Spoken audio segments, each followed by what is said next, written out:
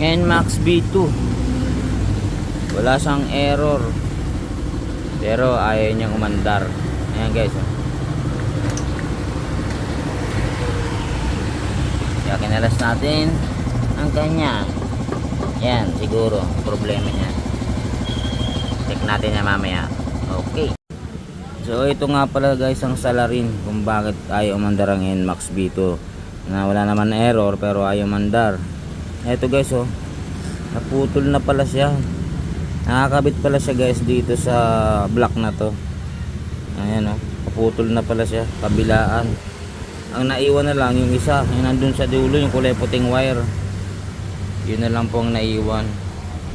Ito na lang pong puti, ay hindi puti ba yan, or tama, puti. Itong puti na lang naiwan na nakakabit siya doon sa likod. Ayun, kung nakikita nyo guys, ayan, sa likod. Ito kasi yan, may naiwan po sa kabila. Ayan, sa kabila, naiwan.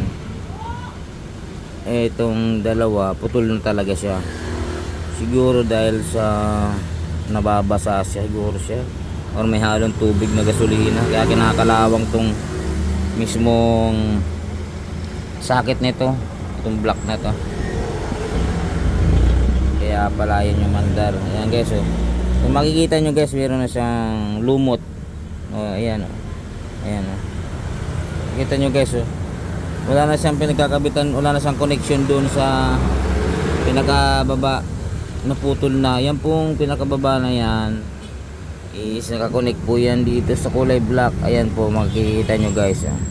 Natanggal na po siya. Ang dalawang parts po, itong isa, ituturo ko po maigi. Ayan.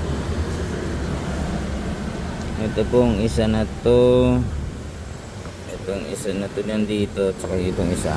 Naiwan na lang po guys, yung nandun sa loob. Ito, yan na lang po yung tanging nakakabit. Makikita nyo guys, ito lumabas na siya. May naiwan po sa dulo. Ayan, oh. Oh, yan guys, naputol na. Kaya hindi talaga siya tatakbo kasi hindi magpapunction yung ganyang gasolina. Okay guys, yan lang pala sa larin. Papalitan na lang yan. Okay.